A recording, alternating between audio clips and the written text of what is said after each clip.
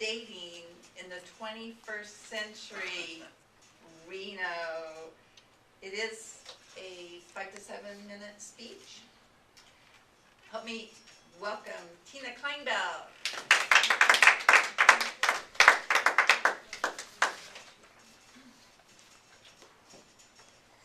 Early in life, I figured out the purpose of my life was threefold. 1, to have a family. 2, to invent something meaningful.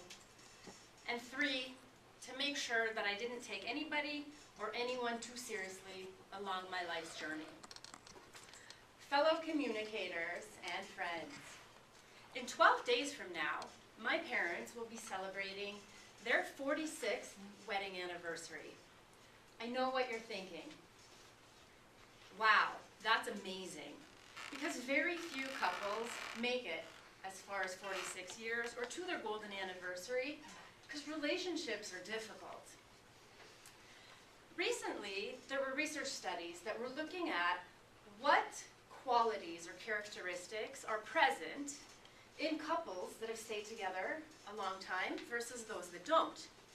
And accidentally, in the research, what they did was they did a meta-analysis of hundreds of research studies on relationships, and they actually found a staggering statistic that was very interesting.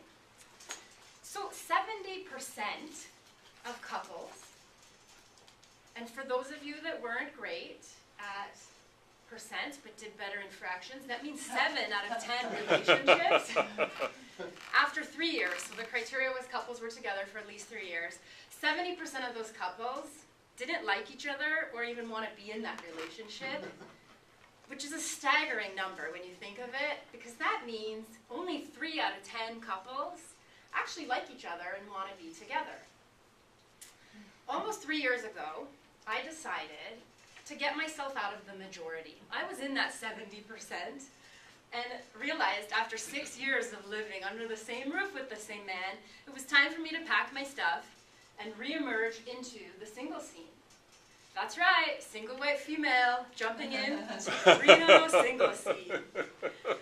And were my eyes ever opened wide. I had friends that gave me valuable negative information, that I was being too picky, that I needed to throw out the window my checklist, abolish, abandon a type, that there are all types out there for me. And off I went on my search to find my life partner. I did everything. I let friends set me up. I did the last call, which is the bar scene. I did internet dating. Some of you may have heard about eHarmony. I let a computer fix me up on a date. And then I actually learned there's an application called Tinder, which is the 21st century invention of last call, meeting eHarmony. So I tried them all. I had a matchmaker service try and set me up on dates.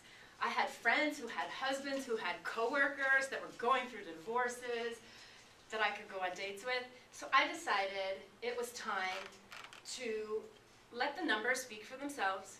We know it's a numbers game. Anything that resembled a date, I decided I would be open to that experience.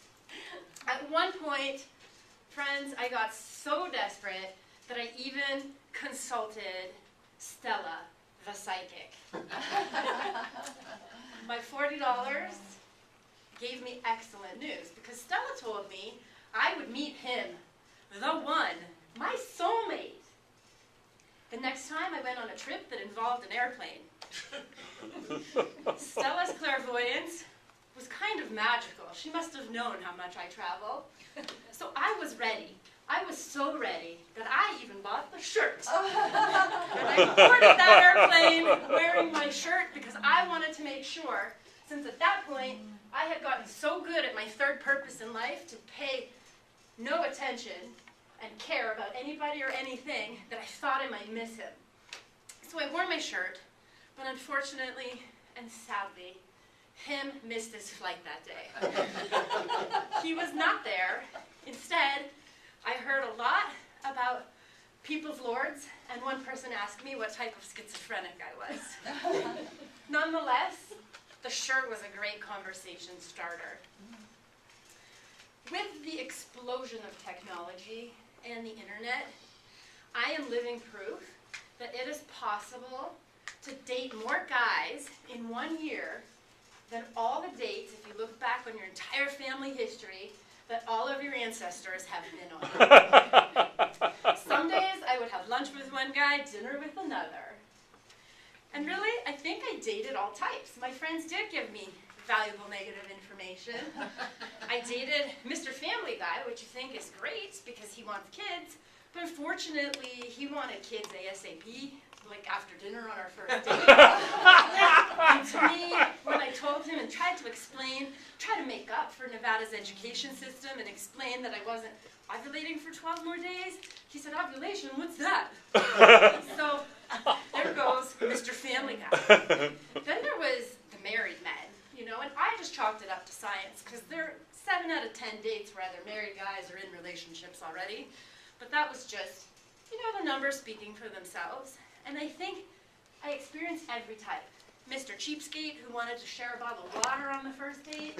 Mr. Creepy, every time he breathed or said a word, I got the heebie-jeebies. And then, of course, my favorite, this guy was actually kind of fun, was Mr. Caholic. His first name was Al. And I will give the guy credit. He knew how to order his martinis. So at the end of the day, I know you're thinking, it's a tragedy. 21st century dating has gotten so lazy, and maybe I live in the wrong town, but in reality, there's a lot that I learned. I learned when you go on a date and somebody tells you that they're in between things when you ask them what they do for a living, that means they're in between once upon a time collecting an unemployment check and now not collecting such check anymore. I also learned that I am blessed to have parents that chose to like each other 46 years ago and who like each other even more now. So in conclusion, Mom, Dad, happy anniversary. I will be focusing the next year on my invention rather than dating, but when I meet him, the one, then we're going to go and spend that invention money doing something fun. Madam Toastmaster.